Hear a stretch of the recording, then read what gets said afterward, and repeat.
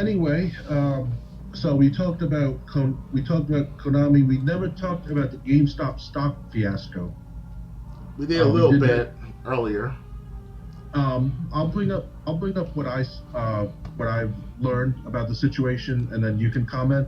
Yeah. Um, what happened was hedge fund companies, they were betting on the failure of certain companies. They were betting GameStop was going to fail. They were betting AMC was going to fail, and so it's like I said, they bet on these companies to fail, but the company's not going to fail if stocks are being purchased. And GameStop stock went up, AMC stock went up because people wanted to see these companies saved. And the thing is, well, if these companies don't fail,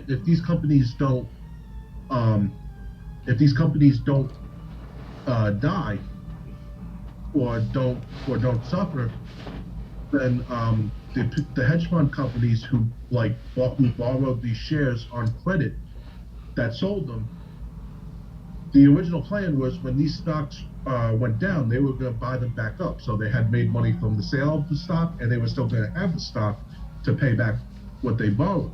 But now that people are purchasing these stocks, and these stocks are going up, and hedge fund companies are left to pay what they borrowed, They were and they short don't have. selling for many, many months, if not years, of GameStop Yeah, stock and and other stocks in the stock market. yeah. So all these companies that are basically being helped out by people who are purchasing their stock, um, these hedge fund companies are upset that, hey, what we were going to do to make money, we're not going to be able to pay back these that what we borrowed, so we're going to lose money because we don't have these stocks that we could just sell back or whatever. And you know what? And now we got apps like Robinhood, basically not allowing you to buy certain stocks. You can only sell them. A rigged system Uh, indeed. Google has removed all stock trading programs from their platform.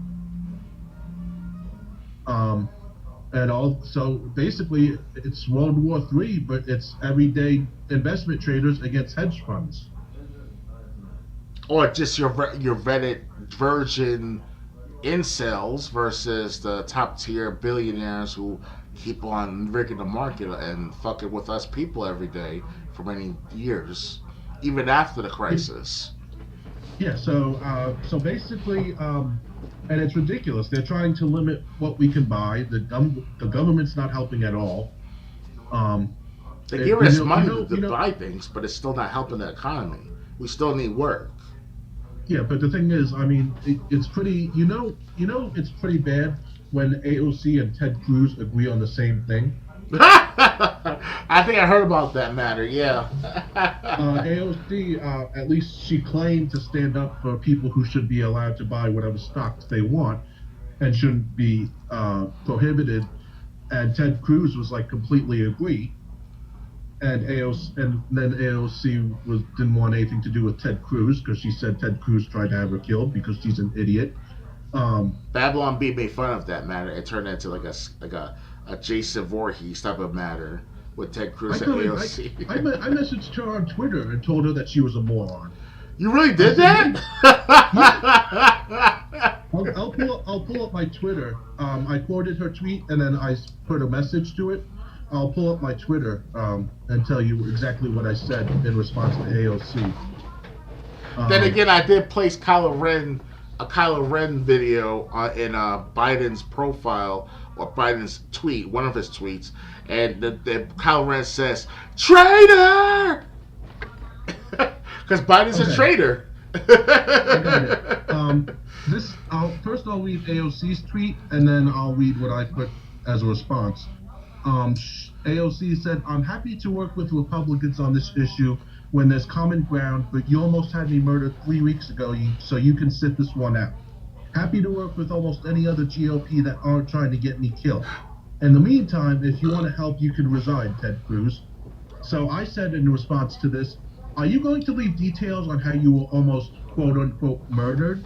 I go, "Your paranoia is worse than hypochondriacs when they discover they have a cut on their finger." Jack called her a moron at the end of that tweet. Yeah, I should have. or a stupid bitch. Yes, that would be more potent. Well, that probably would have gotten caught by Twitter, and they probably would have deleted the tweet then. Yeah, I did call Biden a China dog or China's dog. You sob asshole, whatever I said in that tweet.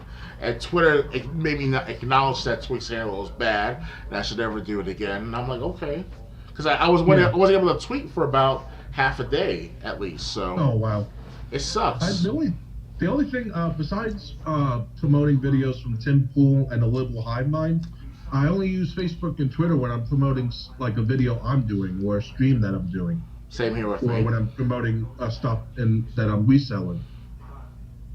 I do a mixture of things like politics, a little bit of economics, but that's not my main shtick anymore. It's funny, like when I talk to like politicians or like famous people, like I never get a response even if I call them out, because we talked about my problems with Batista on the last podcast. Definitely. So on the Capitol-wide issue, I messaged a couple other wrestlers who were basically just talking out of their behinds. One of them was Mustafa Ali. He said he's had a picture of the Capitol riots, and he's like, if those people storming the Capitol were black or brown, those steps would be painted red with blood, is what he's inferring. Pretty much. And I responded to him. I said, unless they claim to be Antifa or BLM, then they would have gotten off without even a slap on the wrist. Good point. And then Mike Bennett, the Miracle Mike Bennett, Mike Kanellis from WWE, he was talking about the photo op that Trump had in front of a church. And he's like, clearing out protesters so you can take a photo. I go, are you good? And I asked him, are you gonna?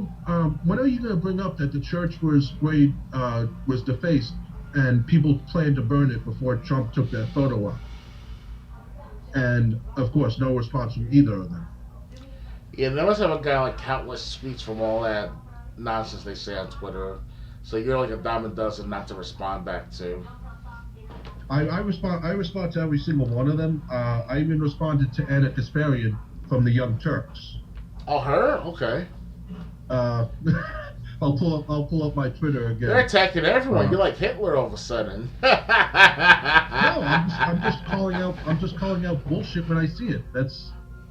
I did went after Janet Yellen with an Apex Legends theme type of tweet, and I quoted from an Apex Legends character by the name of Crypto, and he says in the video when I pick him as a character, I'm watching. I'm always watching. And that was the quote I said to Janet Yellen, the Federal Reserve Chairman of right now, as of right now. So, and also, and the tweet to Biden. The tweet that I had. I know that most people don't know who Janet Yellen is, but she's the new head honcho of the Federal Reserve that controls our money supply, and they fucked up the not only the economy, but also their own spreadsheets in the Federal Reserve Department. You want to call them the department because they're more as Federal Express. So one at least another, they got rid of the M3 supply or the M3 system that they recorded, but they stopped recording it since 2009 because of the economic crisis, because they didn't want to show all those horrible numbers from the banks that they made deals and interactions with over the decades with the Federal Reserve. Because the Federal Reserve was only 100 years old, and they're like, it was the new on the block, but they've only been around for as of the last 100 years, obviously. So, it's ridiculous of what's going on with these tweets and Twitter. Twitter's turning into this shouting match. Obviously, I take part in it once in a while, but I only attack the politicians, not some average Joe or SJW. So I don't have time for those people. I go after everyone. Why? I disagree with.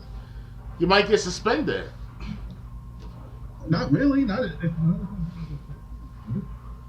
What's that, James? You're breaking up. You're muffling. I said, as long as I'm respectful about it, there should be no problem. If you attack. Anyway, Yeah. I found the one. I found the one from Anna Kasparian. This was about the Capitol riots. She says, and I quote, "I'm not interested in hearing any of the glib comments minimizing what happened yesterday. A group of armed domestic terrorists broke into the Capitol building while every U.S. lawmaker was trying to do their jobs. Clearly, the cops were unprepared and even encouraged it." End quote. I responded to her. I go, quote, "Please show me the clip where people broke into the Capitol were armed, or better stop making stuff up." End quote. Well, were they armed? Obviously they weren't, and not all of them were They armed. weren't. They weren't armed. They were. For crying out loud, police were taking selfies with the people who entered the Capitol. Yeah, I forgot about that part too. They were helping the matter. But the thing is, of all the photos and videos that came out from the Capitol, I didn't see anyone armed. Well, there has been reports, if you go underground, that is, there have been reports that there are some Antifa members, or at least the instigators. So they say like Yeah. they'll say something like Trump sucks or some shit like that, or it was something what they're saying, and they have like bombs and shotguns in their cars, in the trunk of their cars and stuff like that. So, it's not truthful all the way through, but that's one of the reports. So, you gotta dig through that matter. So, Yeah, but the thing is, I mean, she's saying it like there's just picture after picture of a person who entering the building was armed and threatening death to the senators, and it's like, no, you want to try to push that narrative. I'm going to call you out. I know I'm just some normal Yahoo as far as you're concerned, but I'm still going to call you out. Because if a Yahoo makes you look stupid, what does that do? What does that mean for you? Yahoo as the company or Yahoo as the expression? Yahoo as in some person who has no bearing on. Yahoo as some local citizen who doesn't have much outreach. Oh, okay. Like Yahoo! Yeah. Okay, okay. And anything else to say about the GameStop stock story and AMC, Nokia, also part of those companies? Anything else to say about those companies? Well, I just want to say that you and I could have been very wealthy, not super wealthy, but we could pay off a lot of bills with that stock if we invested it a month ago, if not 2 weeks ago. Yeah. Well, Especially if it's I mean, once this case ends, maybe we should get some money together, and buy some stock. And the thing is, we just can't like close our eyes and pick a stock with whatever company our finger lands on. We have to research companies and see why they're so low. Do they have anything big planned? Any company that we plan to invest in, we have to research basically. Sometimes we can also listen to Jim Cramer because even though he's a liar on CNBC of his show every day, he'll say, buy this stock, buy that stock, don't buy this, don't buy that. But you know what's funny? When he said don't buy that stock, the stock went up 2 days later after he says it.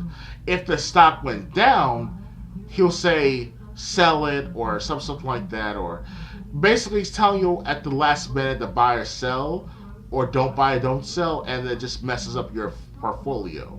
So basically he's unreliable.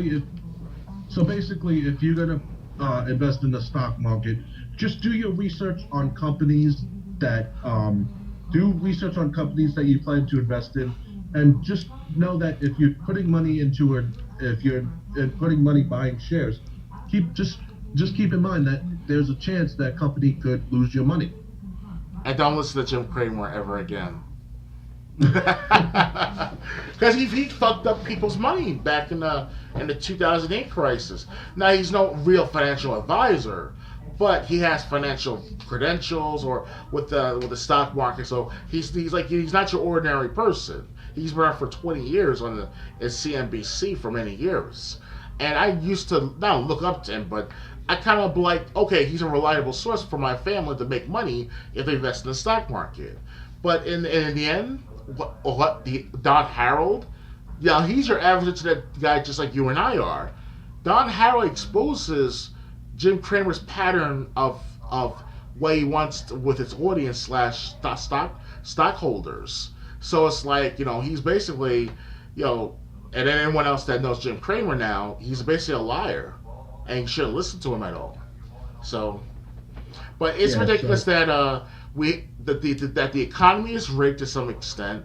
The stock market is definitely rigged, and if you want to move up in the world, you got to kill off the older generation somehow, some way. Not like in a Hitman type of or World War III type of matter, but eventually with age, with time, you know, then we can take over the yeah. matter because all we have to do is wait on the matter because all those 50, 60, 70, if not 80-year-olds that are invested in the stock market, eventually they're gonna have a failing health, or the health is still failing, but they eventually will pass away, like John McCain, George H.W. Bush, who else? Maybe who's that new? Maybe Joe Biden will might die. Bernie Sanders might die in the next couple of years to 5 years.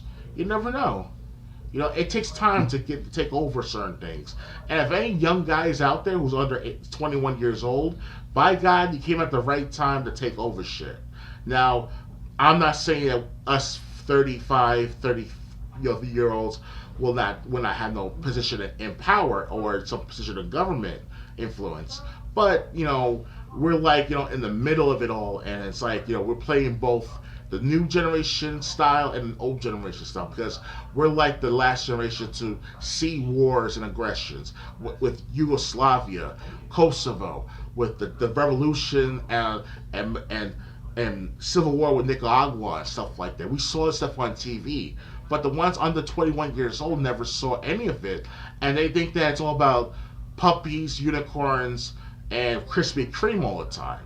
So it's like, you're playing both sides in the matter of you see the bad, but they see the good, in my perspective. Right. So anyway,